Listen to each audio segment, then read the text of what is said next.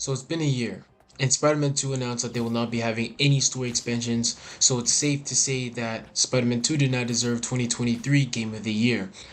So in this video, I'll either convince you that Spider-Man 2 isn't as great as we thought it was, and the hype died out, we realized how mediocre it was, or I'll just piss you off and make you dislike the video. Regardless, this is constructive criticism, and if 1 out of 100% chance that an Insomniac developer sees this is out of love of the previous games and to help you build a better game in the future. Okay, so the tiny problem I have before I get into the bigger stuff in Spider-Man 2 is the face designs. I know this is somehow a controversial topic, but MJ was better looking in the previous games. The model change was quite unnecessary and at times made her look very uncanny. It freaked me out when I was trying to swing through New York City and I would see her call up Peter and it would just show up this picture. It like dead ass scared me.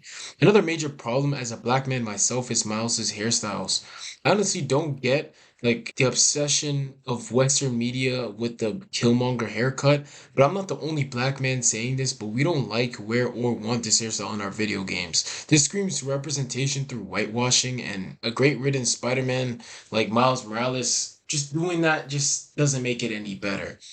And the worst part is that Insomniac showed all of their hairstyles that they were planning to put into Miles, but they chose the one that nobody likes. One of the worst hairstyles in Black history. I don't know what it is, bro. I don't know what is with Western media's like obsession with it. I guess they want to like indoctrinate us into wearing this crappy ass hairstyle, but I don't know. Or it's just their millennials' way of trying to act cool and hip, whatever, and they're just failing miserably. But one of the Spider-Man 2's major flaws is its writing. To be fair, if this was their first entry of a Spider-Man game, that wouldn't really be a problem, but this is their third installation and they have nothing to give to us. Remember, they have no DLCs, so Spider-Man 2 is at its full completion and potential.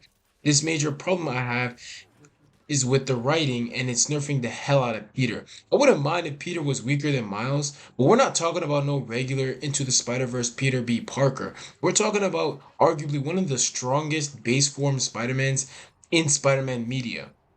Remember, this Spider-Man took down his entire rogue gallery in a week after getting his ass handed to him. This nerf has honestly felt like another target towards Spider-Man fans. Another reason why I felt Insomniac is trying to at like Spider-Man fans. Other than the bad nerfs, the story became very predictable and was very short, even though they spent 3 years in development with the $300 million blockbuster like budget with decent graphics. Not anything that will take them years to make. The dialogue was one of the cringiest, corniest things I had to go through, making me take breaks and eat at sometimes. It felt like Millennial was trying to represent Gen Z in a cool way, but aged far worse than Milk in practice. The story basically was a Spider-Man 2 Tobey Maguire, but instead of Spider-Man getting up from facing adversity, he just gives up and quits. He doesn't learn anything and he doesn't get up like Spider-Man always does in almost every iteration of Spider-Man. He just quits and this goes against Spider-Man's morals and this is not like the Spider-Man we all know and love. And even with most superheroes in general, they don't act like this. This is like some it's just weak writing to uplift Miles. And look, Miles is one of my favorite Spider-Man, especially the Into the Spider-Verse one because they do him justice. This one just it makes Miles grow as a character, but at the expense of others. But I wanted a older brother, younger brother type of relationship between Miles and Peter where Miles would be looking up to Peter as an older brother and he will teach him the ways of Spider-Man. And let's say Peter gets into a problem with like some certain situation and he gets into Venom and Venom makes him more angrier than usual.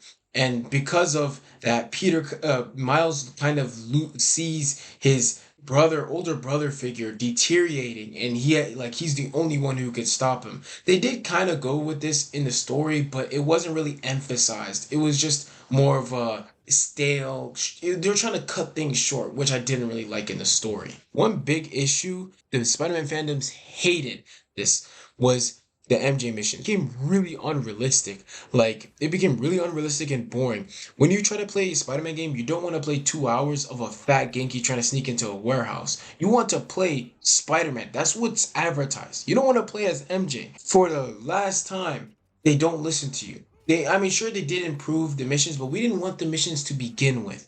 And it's so unrealistic from the approach that they were trying to make earlier as the grounded approach. When you see a 5'8", 140-pound woman go against a 7-foot rhino called a venom behemoth. 300, God knows, he might not be even 300, he might be a ton of lean muscle. And later gets his ass whooped by MJ with just a taser gun. It's just too unrealistic for the principle of 2018 Spider-Man when they wanted to make a grounded, more realistic Spider-Man.